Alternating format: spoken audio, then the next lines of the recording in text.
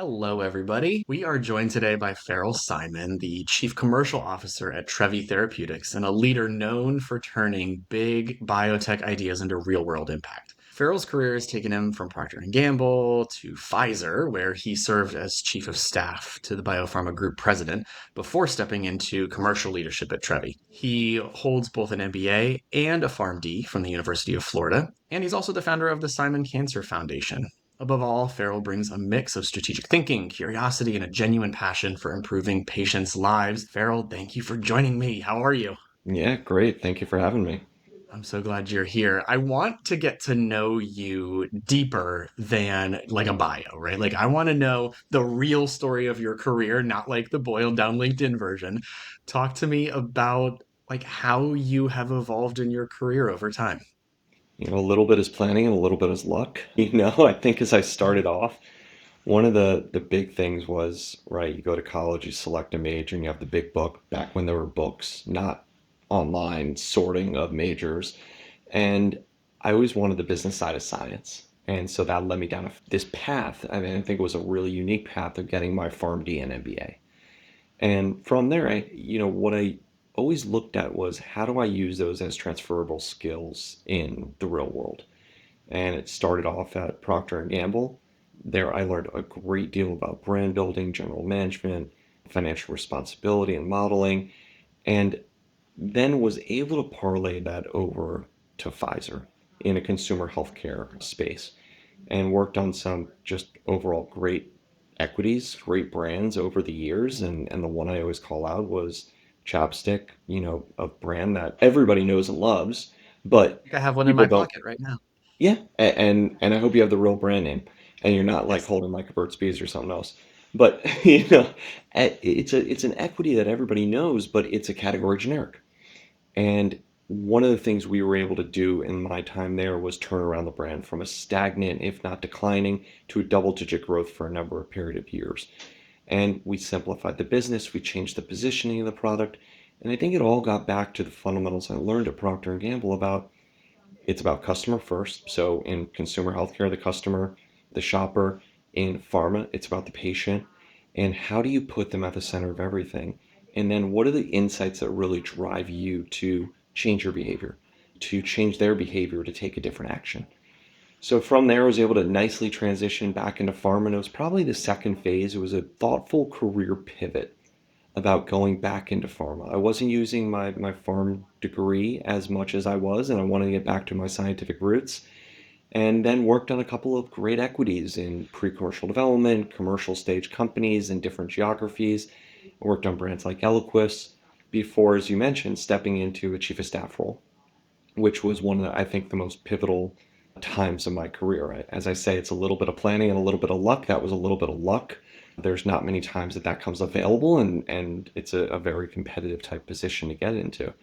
And what I learned there was just how management operates. How do you set strategy at a company level? But then had a lot of core responsibilities that I was able to take in terms of managing operating plans on a $40 billion P&L across 7 business units, looking at launch excellence. How do we do things differently in different business units and standardize not every process, but share the learnings so that we're always optimizing, we're always doing things better. Ran the earnings messaging and process for the biopharma unit, which was great in terms of I wasn't delivering it, but I was understanding the businesses to the depth and level that needed to be had so that we can project that externally to our investors and shareholders to give them confidence in the business. And then other strategic initiatives. But then, I guess a transition to the third phase of my career, which was jumping into biotech. Always had the question of, I know you can work big, P&G, Pfizer, great, but can you work small? And once again, that was, a little bit of being in the right place at the right time and having the right leader take a chance on me and saying, I see the qualities that you can do. And that successfully made my transition over to Trevi. And so we, jumped in. I jumped in with both feet and was at a time that was probably inopportune. Middle of COVID, was having a second child, and we moved up to Connecticut out of New York City. So why not throw everything in the air and see what sticks? And luckily, all three stuck. And title doesn't probably encapsulate what what you do at a small company. We're 35 people. We have great clinical data. We're on a roll here, and we hope to continue that. But I do pre-commercial planning. I lead corporate comms. At times, I've led CMC and project management and touched clinical development in different ways. And you help out where you can. And I think it takes a certain personality and a certain type of attitude in order to be successful in those environments. Those are not all captured on my profile, but it tells you a little bit more behind the story. That's fascinating. Okay, I have 100 questions, of Yep. course. I want to go all the way back to the beginning though with this idea of like your MBA and your PharmD. Mhm. Were there many people doing that at the time? Like, how did you decide that that pairing was going to work and bring you to where you wanted to be? I didn't know it would bring me to where I wanted to be. I just knew I had a passion for science and a passion for business. And I started off in the scientific track and going to the pharmacy program, which is a 4 year graduate program. And then you had to apply to business school. And luckily, I chose a school that did have that option. But no, there weren't a lot. There was a maximum really of one in every single class, if that. I was lucky enough to have some mentors before me who had went through that program and helped guide me through how I should think about the opportunities. But when I had my first set of job offers coming fresh out of college, they spanned everything. I mean, the most interesting job offer I had was re-engineering the California State Prison Chain Pharmacy on a 4 year contract, to industry positions, to health reimbursement and market access companies that it was at its infancy in the time. And so there was a lot at my disposal. I was lucky to have a couple of offers on the table. In talking, once I got the offer from Procter and Gamble, I knew that that was a great training ground and that they invest in you, and that was the one that I chose to take. Yeah. Well, and that's interesting because I was going to ask how you made that decision with so many offers on the table.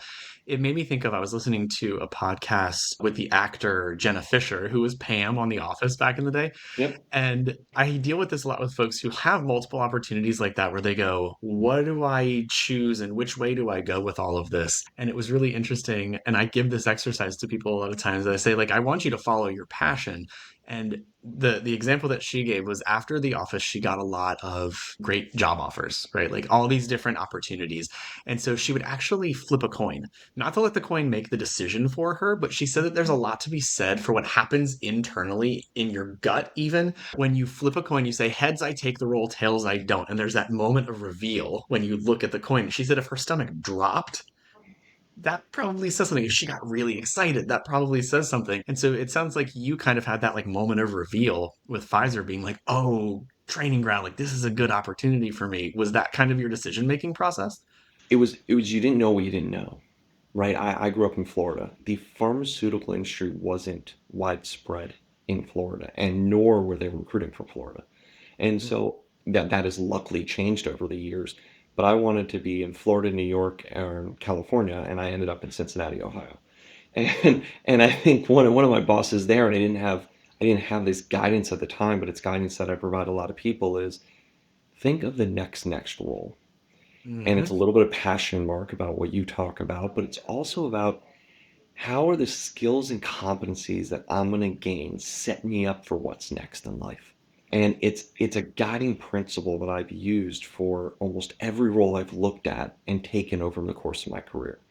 I also employed something very early on in my career that I interviewed every 2 years in my career externally. And and it was hard. I haven't done that in the last 5 years since I've been here, but it was a good kind of check of, am I getting and building the skills needed to be externally valuable? And it sometimes enlightened me in terms of the roles in which I should be taking internally. And I stayed at Pfizer for 10 years. I stayed at Procter for a couple of years prior to that. But it gave me the insight to understand what skills do I need in order to advance in my career, no matter where that might be. And I like that idea too of kind of setting yourself up for the next role. This is a an exercise that I do with a lot of my coaching clients. Is I'll say, "What does retirement look like for you? Are you on boards? Did you start a foundation? Like you have the Cancer Foundation. Like, did you start a foundation? What is your legacy here that you ultimately want to achieve?" Some people are chasing impact. Some people are chasing money. Whatever that is fine.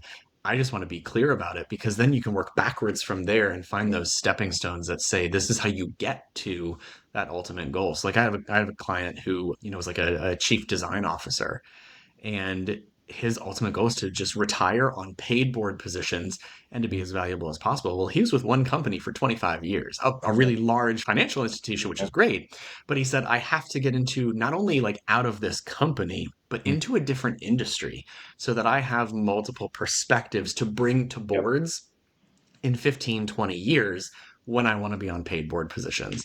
And so really setting yourself up like that is really vital. And like you said, can also then stretch you to go, okay, like I need to see myself in a different light. I need to develop different Mhm. skills. So has that changed the definition of success for you as you've like moved through the stages of all these three stages of your career?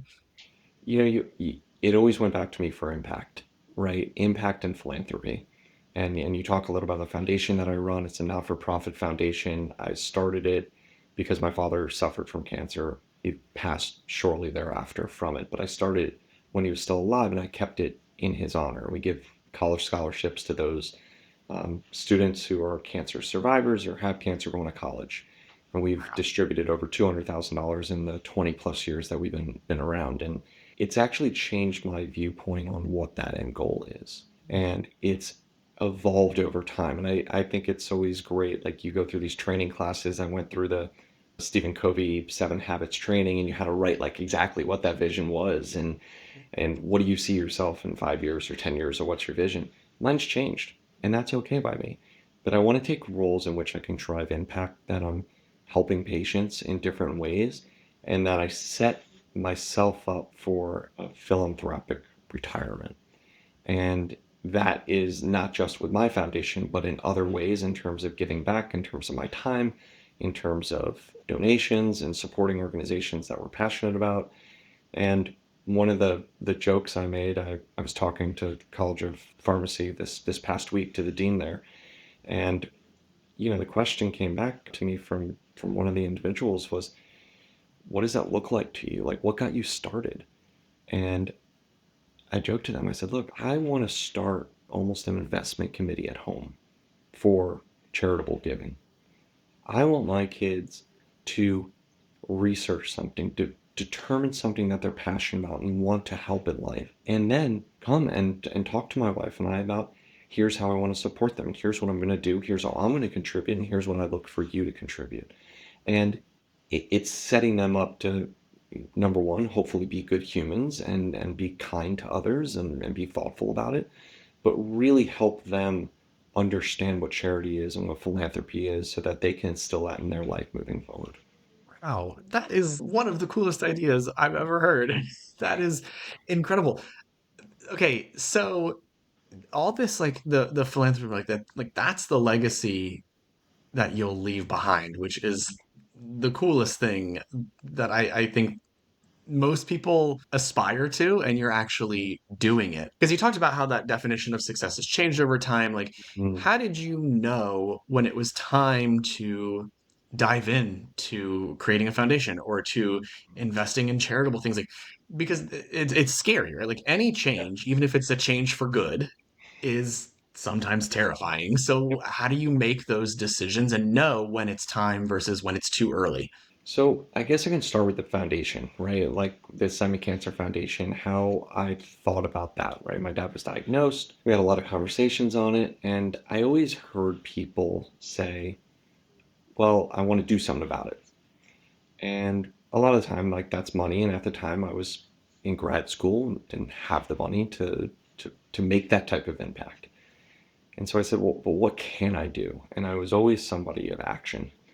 And so, how do I make a foundation in an area of high unmet need where there may be a gap? My parents have always instilled in me a higher education in terms of just being dedicated in that area. And how do I mend those two together into something that honors my father, but also is an area that can help the students where they need them the most? They get through their journey, their bills are high, they may not be able to afford tuition, they may not be able to afford books, and we're not at the stage we can provide full tuition, but we're offsetting a proportion of that for them and for, call it, 8 to 10 students every single year. Okay, so where can people find out more about the foundation? Our website, thescf.org, is our website. We just ended our scholarship for this year, so I'm now compiling all the applications and getting the scholarship committee together, and we'll figure out what the distribution looks like for this year. But it has always changed, and I think that was the real start for me in defining giving back and how do I give back to causes that I'm passionate about. And then, just over the course of, I think, my life and my career of interacting with people who are inspiring and inspiring us to do better and inspiring us to just reach that next level. Yeah. Okay, I want to ask about this too because you talked about even like your parents kind of mentoring you and kind of teaching you. You're doing the same for your kids, but then you've also talked a couple of different times already in what, less than 20 minutes about mentors and people who Yeah. invested in you and all these things. Have you found like really formal mentorship? Is it informal? Like, how did you find those relationships? And because they've brought you to where you are today. These are massive time investments in you that have changed the trajectory of your career. Like, how do you get mentors? Because the best leaders that I see always talk about, I learned from this person, I emulated somebody. It's always Yeah. passing.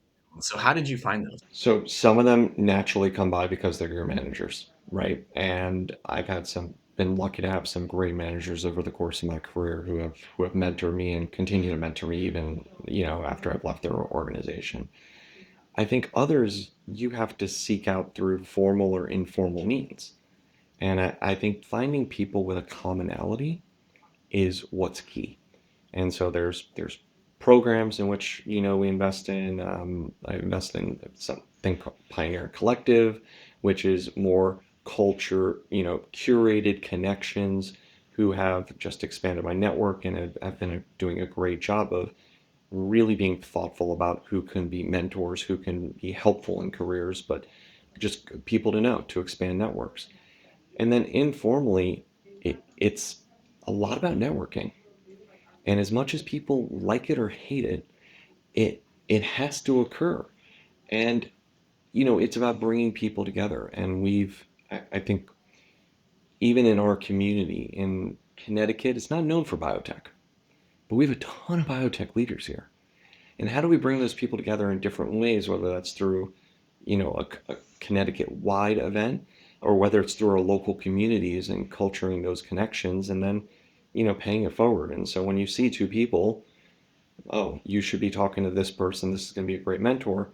People that I've known have done that for me as well. And I think it's just always keeping those people in mind so that you can help them achieve what their goals are and align them with their success metrics. Yeah. Are you in the love it or hate it camp of that, like, not necessarily forced networking, but like intentional networking? I hate it. Do Um, you really?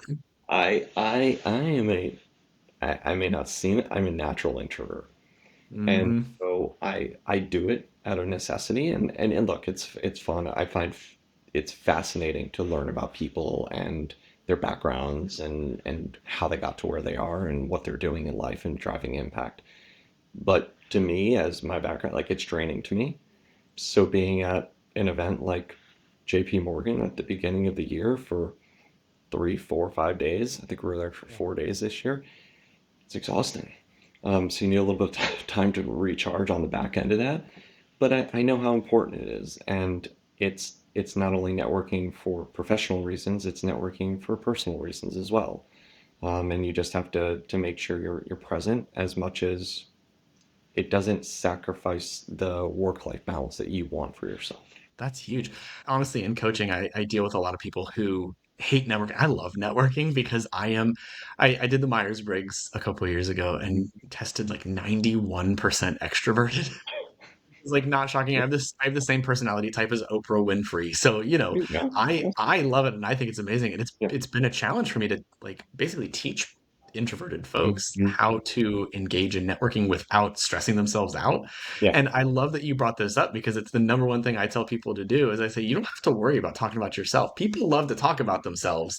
mhm, When you're in a network situation, just ask people about them exactly. and to keep the conversation going and you end up Yeah, learning a lot about them. You're investing in other people. And this is the thing that I see that is really different between folks like you And folks Mhm. feel like they're getting stuck a little bit and like can't advance like up into like VP or into the C-suite Yeah. is with you, I see a very much outward focus. And you've done this several times, even today during this conversation, but from what I've known from you before too, is that you go, "Oh, let's put the patient at the center of everything. Let me walk Mhm. into networking focusing on other people.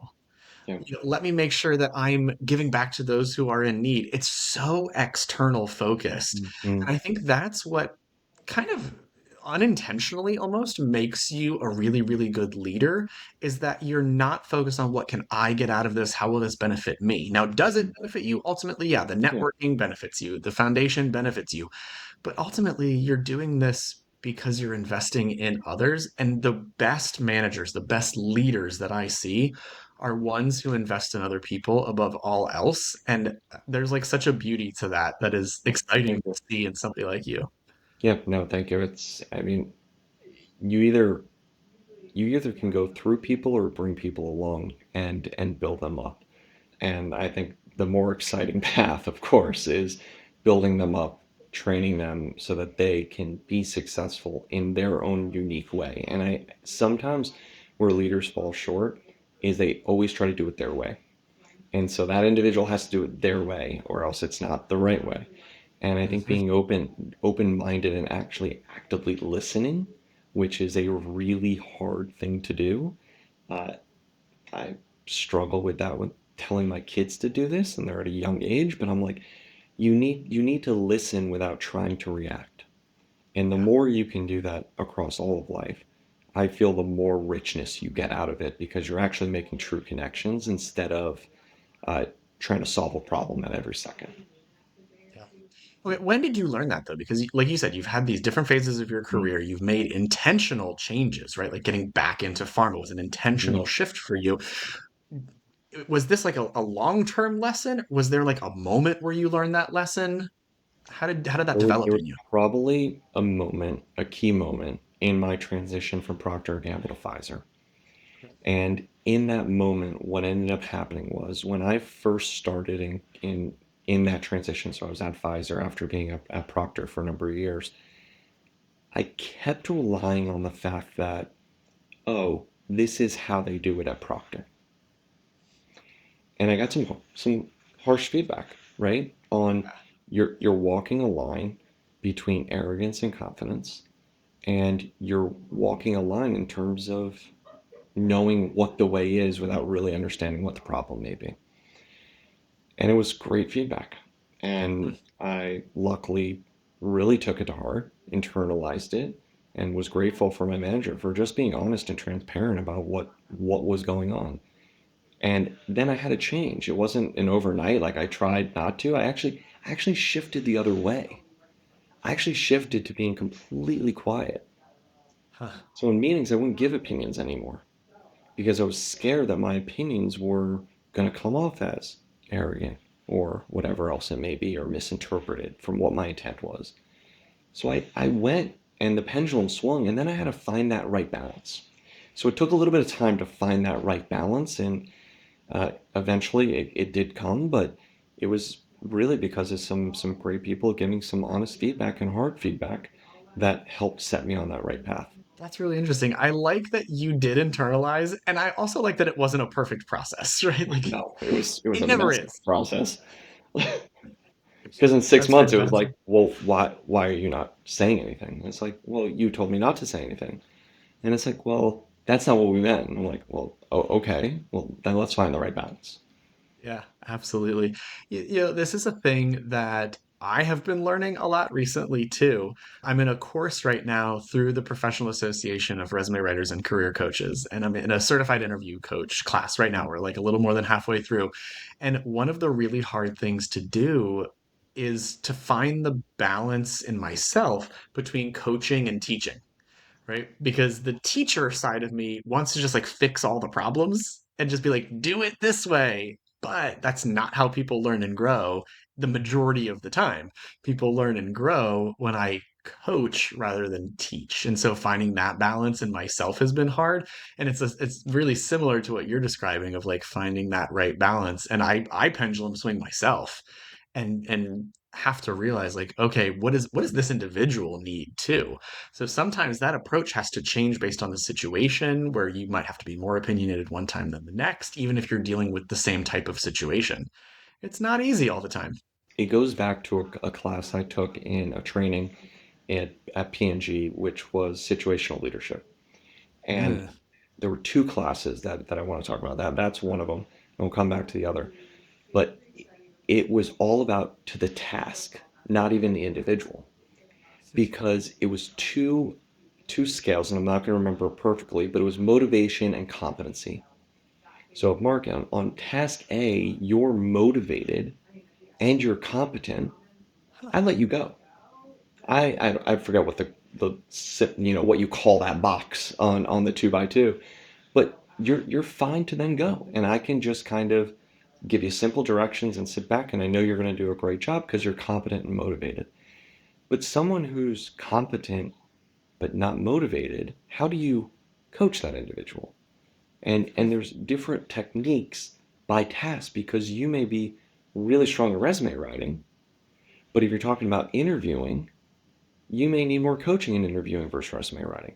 So for me, it's more task related than even individual related.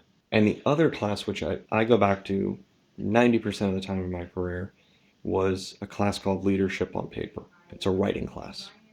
It was a 3 day, and as I said, P&G invests in people. They invest more in people, in training and development, and I was severely grateful for it.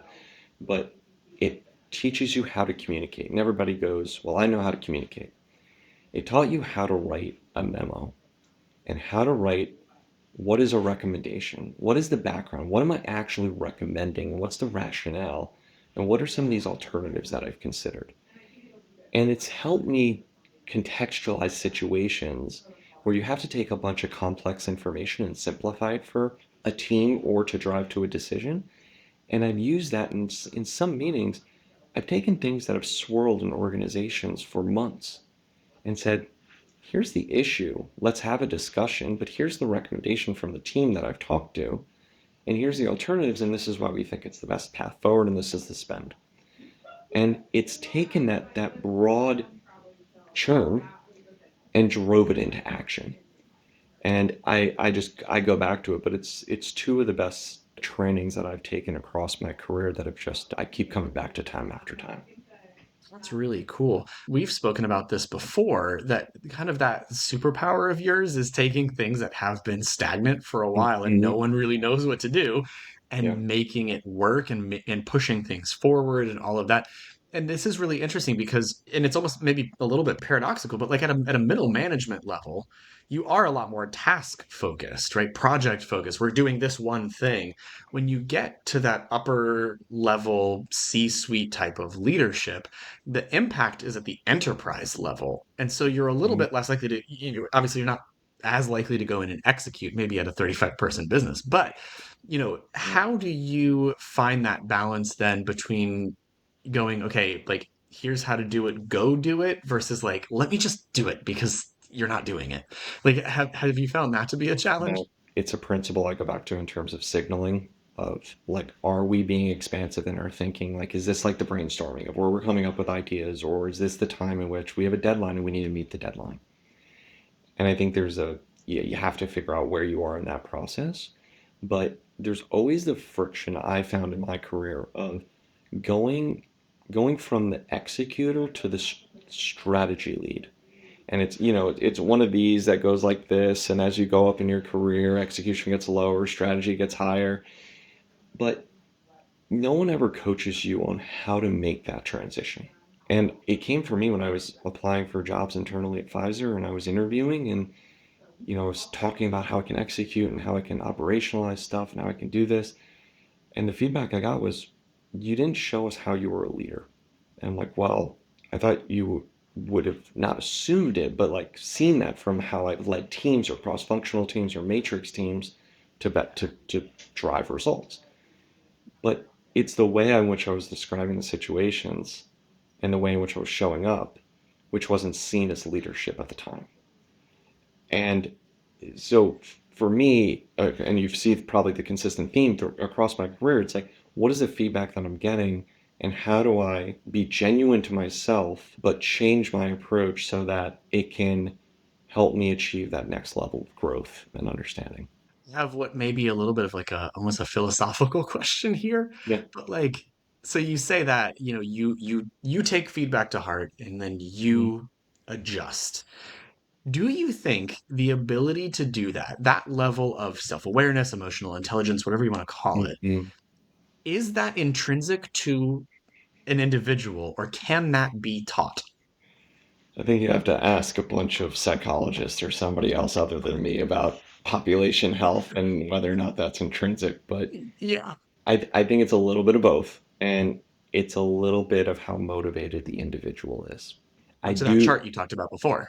I do see that there is a certain level of EQ naturally intrinsic in individuals. Can you still grow it even if it's not naturally intrinsic to you? I think you can. But I don't think it's kind of like what we talked about in networking. It probably comes more naturally to some people, but others can learn it. And it's all about their motivation to learn. Yeah, I like that. Well, and it reminds me, I have a client who wanted to work at a pretty high up position at Amazon Mhm. Yeah. and was talked about there was like some type of system that they used that was like a require like we want somebody with experience using this system. Mhm. And he was like, I've never even seen what that looks like. Mhm. And so we were talking about it in coaching, and I was like, well, I mean, it's a system. Go out there and find some Yeah. training on it, right? Like do a LinkedIn Learning or find it on YouTube for all I care, right? Like you go learn about it at least so that you can walk in and talk about it rather than saying, no, I do not have this experience. And so Mhm. he did, I think, like a 5 hour training on it or something. And so when he Mhm. walked into that interview, he was able to say, you know what? Never used it before, Yeah. but I knew it was important to this role. And so I went on, I did a whole bunch of training. So do I know what it looks like? Yeah. Do I know how it functions? Absolutely. Do I know basic functions? For sure. Now, Mhm. give me a couple days on it. Let me play around with it when I get in the job and I'll be good to go. You won't have to worry Yeah. about me. Yeah. And when they hired him for that job, Yeah. they said, we cannot train that level of initiative into a Yeah. person Yeah. that like yeah, we had people who knew things way better than you did, but we gave you the job because we can't train that level of intrinsic motivation into Yeah. other people. And so I thought it was a really cool testament to like and I mean maybe you've even seen this before. I'll actually be interested to know this, but like you don't even have to be the most qualified person going out for a role in order to land that role. And that was one of the Yeah. ways that he did that. Has that ever been the case for you that you felt underqualified but still got the job anyway? It probably going into the chief of staff role, right? Mm, To be honest, it was about it. You couldn't check every box. yeah, It's impossible because you would have had to work in every single business unit and every single function, and like it's impossible to check the box. So was I fully qualified for that? No. Did I do my homework like crazy and they had a case with it? Did I follow the case to a T and solicited external feedback and made sure that I showed up as best I can? Absolutely. yeah. But I think that was one of the roles that was you show up and yeah, I had motivation to do it. I had a reason why, and I was willing to put the effort forward. And it's not to say others weren't, but I think I displayed it in a way that got me the job. And that level of messaging, the ability to communicate that type of value is huge. And this is where people, I don't know what you want to call it, make a mistake, but so many people put themselves into a box Yeah. and then will not venture outside that box for fear of not being perfect. And I Hmm. say, take the chance, like, stretch yourself Yeah. and see what happens. Because the worst thing that's ever going to happen is somebody goes, pass. Well, and I used to do a lot of work, still do with students at my college at the University of Florida. And one of the biggest things in mentoring some of them, particularly the pharmacy students, was don't think about your degree as the letters. Think about your degree as a set of transferable skills. So what does your degree give you? It gives you ability to analyze complex information. It gives you the mend of scientific understanding and simplicity. It gives you, understanding how do you think about a variety of options and figuring out the best solution. It gives you all of these things that you have in school, but if you say it in a different way, you're going to come across companies in a very different manner than if you just say, I have my PharmD. And I think it's how people think about their backgrounds, but I'd rather bet on somebody than bet on their qualifications. Yep. Every time. Well, and this is the thing too that happens so frequently because of the way that the pipeline works in the hiring process. If the thing that you do is a click, click, click, and then like wait to see what happens, that story doesn't always translate, right, on paper to someone in HR who doesn't really know the job. That networking piece, to bring it back to that, like that networking piece is then huge because suddenly I'm on the top of the stack of resumes on your desk, right? Mm-hmm. So like if I can get in with the chief commercial officer and just and explain how my skills Yep. transfer, that's way better than handing my resume to an internal recruiter and waiting to see if I'm good enough or not on paper. Yep. And so, I mean, how many of your jobs, because you talked about like interviewing every 2 years, was that just like cold applications? Were you interviewing because you knew somebody? How did like each of those typically come along? Cold applications at the time. Uh, Yeah. it wasn't really like the LinkedIn era of the Right. jobs being posted. I'm dating myself a little bit because of that, but you kind of searched on their forums and you set up job alerts and you got the Yeah. job alerts and you figured out what you wanted to do and what you wanted to understand. And it wasn't interviewing to waste their time. It was interviewing because it was an interesting opportunity and I wanted to make sure, is that something in which I wanted to pursue over where I was today? And I have a huge respect for people's time, and like they were all opportunities in which I would have taken if the circumstances were right. Yeah. Well, and there's strategy and intentionality in that too, right? I Hmm. think that what I say this constantly. So many people let their careers happen to them rather Hmm. than owning it Yeah. and pushing themselves to where they want to be. Like I mean, you made a really intentional move out of pharma back into pharma. Like you said, those Hmm. weren't arbitrary. But Right. I find that most of the clients that I work with walk up and they walk up to me and they kind of go like, I'm 50 and hate this. Yeah. I'm like, What do I wait, do how now? did you get here? And they're like, well, I kept getting promoted and I kind of Mhm. just ended up here. Like, I'm successful. That's not the problem. Yeah. It's I don't love this and I don't Yeah. really know why I'm dissatisfied. And Yep. so we get to work through all of those things. But like my goal for people, and I don't even know how to like make this happen in the world, but my goal for people is that they do that in like their 20s and 30s and not wait until they're 20 years into a career that just isn't the right fit. Because if we're talking motivation and competency, you're suddenly really competent in a very specific area but not motivated. And in another area, you might be really motivated and excited, but have zero competence. And so then you're at this impasse where making a shift means a big demotion or something, right? Like feeling like you're starting over. Hmm. But for you, I don't know that, and tell me if I'm wrong, but it sounds like you never really felt like you were starting over because A you were little, doing this actually, intentionally. a little bit when the move from consumer healthcare back into pharma, because all these individuals that were at my level were like, "Well, I've been in pharma for 10 more years than you," and I'm like, "Well, that's great." I said the same concepts still hold true. You have a patient, you have an insight, whether that's a patient, a physician, a payer. You have an insight that's a driving force behind each of them, and you have commercial, medical, and market dynamics. Great.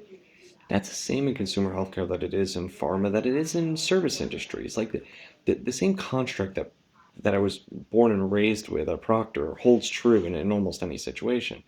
Yeah. The question, what I've seen is not only just the stagnation and motivation from an individual, but the stagnation to keep up with external trends. And that's where I think this integration of AI, I find it vastly motivating. I use it for 50% of my job. Not to do the job, but to have a starting place. Give me a better starting place. Give me a quick answer. And, you know, starting to take classes on then how do you prompt better?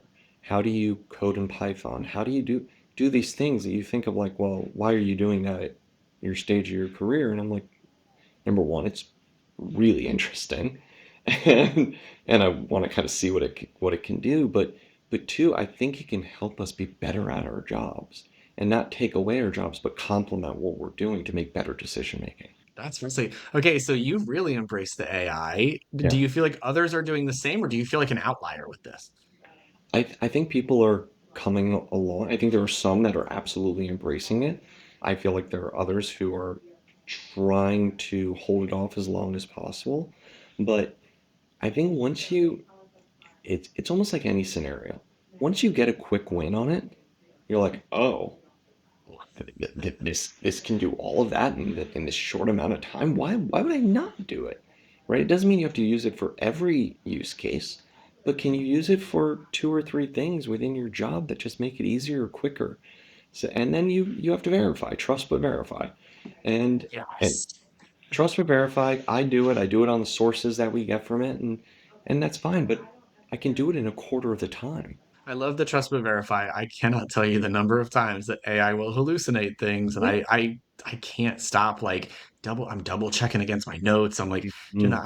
I had it one time tell me that a client of mine, when I was asking for like a rundown about a specific skill set that they had, it was like fluent in Kurdish. And I was like, wait, what? I don't remember them saying that ever. I said, where did you get that from? It said, oh, you're right. That was a mistake. I'm like, interesting. this is suspicious. I don't love it. Yep. Yep. Very strange.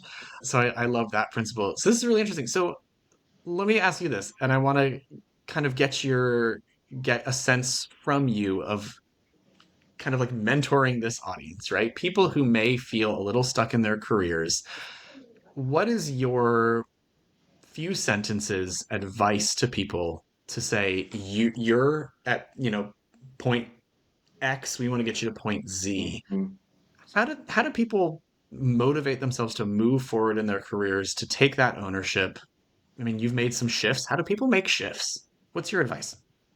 I first say that it has to depend on your personal situation, right? Like a lot of this is, you know, what your risk tolerance is in Mhm. what you're willing to do. And some people want to take more risks and some people don't. So it starts there, right? And some people unfortunately don't have the opportunity to take risks just because of their situation. But it's about exploring. There's nothing hurt from you exploring what you want to do and defining that, and sometimes figuring that out through a set of interviews or informational interviews. Go on LinkedIn if you have a company that you're really interested about and you have no connections there, but you have one common connection.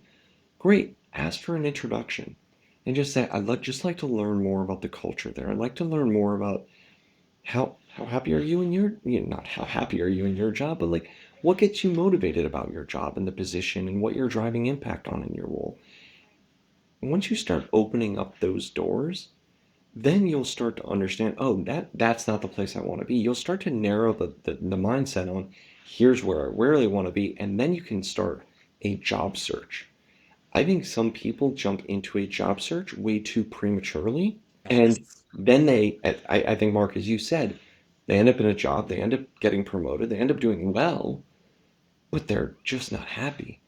And so doing the diligence on the front end, on the industries, the companies, the people, will help narrow down what the job search should be, which should naturally follow that. You are hired because I want you saying that to every single I deal Hmm. with this all the time. 98% of the time when people come to me, they think they need a resume.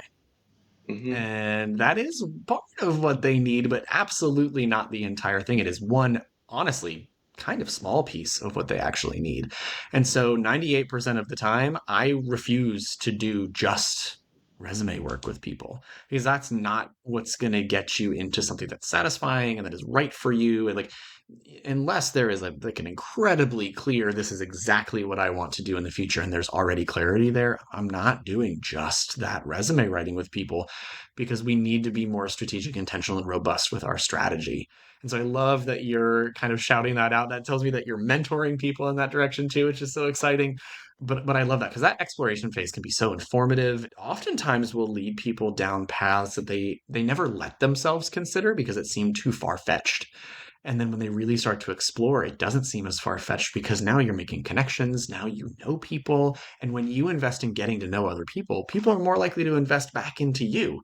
And so that's where like that networking piece, the human connection comes into play in ways that people discount far too frequently. Just because you have to apply online doesn't mean you should only be applying online. And this is that proof, right? Like you start to narrow, you talk to people, and the job search ensues from there. Well, and sometimes even applying online is, does that company favor internal applicant referrals, Right. right? Like understanding those dynamics, that's when you get to the job stage of how do you, yeah, you have a resume, great, and you've applied. How do you get it out of the stack of piles? I mean, now people are just clicking apply on LinkedIn to posts and they have hundreds, if not thousands of applicants.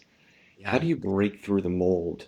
And it's one of the key things I've always driven throughout everything I've done is personalization. And there's no cookie cutter answer. Mark, we worked together in resume writing. You've done great things in terms of my background, and but it's still not a one size fits all Right. because depending on what you're going after, it needs to be tailored to your audience. And it's one of the key things that I always remember. Um, I go back to some of the mentoring conversations I've had. There was through my MBA program, there was a pitch competition for 30-second pitches that all the MBA students had to do to the advisory board, which I sat on. And I always remember the difference in some of them. One of them was pitching why they should be a good applicant for something like Target. And they talked and it was fine and it was great. And I said, here's the one difference. Target doesn't refer to the people who come into their stores as customers. They refer to them as guests. The more you talk the language of the company in which you want to apply, the more they will see you already in that seat. Yep. And that's a really concrete example that I've always used is personalization to know your consumer, know your company you're applying to, know the customer, like know your client, because then you'll make the stronger connection and you'll hopefully break through the mold of the noise of just applicants. That's right. You have me smiling like I'm nerding out right now about all of the life lessons that you're giving to people because this is the things that I echo all the time. Very quickly, I worked in higher education for a while and I was called communications coordinator. I was literally a one-person department underneath an executive director. I had no direct reports, zero power. I'm like 24 years old, have absolutely nothing to do with hiring anyone ever. But because my name was all over the website, I would get emails that were Mm-hmm. like, I want to work in marketing. Well, super technically, I worked with marketing, but not for Mm-hmm. marketing. Yep. But if people would do certain things, if they would put my name on it, if their Mm-hmm. message was short and sweet and I wasn't reading a novel, and if they attached their resume, well, I have no power, right? But shout out to Molly Yoder, who is an amazing marketer and a senior C-suite level person. Molly at the time was the director of marketing. And I worked with her, and I have incentive for there to be good people in marketing. It makes my job easier because I work with them so much. Yep. So, did they get the wrong person? Sure. But if they did those small things, and I really felt like it was sent to me on Mm-hmm. purpose rather than a to whom it may concern, like my name is in my email address. You can't call me by name. If they kind of hit all Yep. of those things, I would forward that over to Molly and say, hey, this could be a good person for your team. And now that's how you cut through the noise. That person is on the top of the stack of resumes on Molly's desk. And Yep. what better way to land a job, even though they got the wrong person? I wouldn't even respond to that person most of the time, right? I'm Mm-hmm. busy. I got stuff to do. But Yep. that back end relationship oriented thing, it still works. So it's Yep. fascinating how some of these things happen that maybe people applying for new jobs don't even see what's going on. It's true. I'll leave you with one last kind of anecdote Please do. Yes. of what a mentor taught me, and it's something I had a conversation with an individual last week on was there's a three-legged stool whenever you're in a job, in a current job. And I think this is really holds true in any organization. It's called the pie model. It's quite simple. I learned it at P&G. Performance, image, and exposure. You could be a top performer in your organization. If you don't have the right image and you're not exposed to those cross-functionally or senior management, it doesn't have to be always be up. It can be, peers as well. No one's going to know who you are. So you're never going to really advance your career. Likewise, if you have great performance of an image but zero exposure, it's really hard to get recognized for the work in which you're doing, even though you may be doing it right and doing it all the right ways. So it's a three-legged stool that is really important in managing your personal brand, where you are today, and understanding how you manage it once you get into a new job and or new company so that you have those three things in mind and evaluating jobs. I've evaluated jobs and said, this is going to be a great job. This is going to be awesome. I'm going to be a single contributor with absolutely zero exposure and I have no way out of this job. And I've declined them because I'm Yeah. like, there's no way out. Good. Right. And You're not so pigeonholing yourself. you're not pigeonholing yourself. And so I've looked at that in different ways in different scenarios. And that was some of those external offers that I got when I was interviewing externally saying, yeah, it's a great job. It's really exciting, but I don't see growth from here. Well, okay, we have to stop because here's the thing: we could talk for another hour about personal branding and what that looks like. So Yeah. let's do this. Where can people connect with you on LinkedIn? Yes, absolutely. Beautiful. Love that. So we'll put Farrell's contact information for LinkedIn in the show notes. Reach out, make new connections. This is one of those things that I encourage people to do at all levels of their career, but make connections with people outside of your role, outside of your industry, because we never know where those connections can go. And all that I want to do in my life is connect people to other people and build this network and make things bigger and greater. Thank you so much for your willingness to share your story, talk about those experiences. This has been such a pleasure to get to reconnect and catch up with you. Yeah, well, thank you very much for having me. It's been great. Talk to you soon.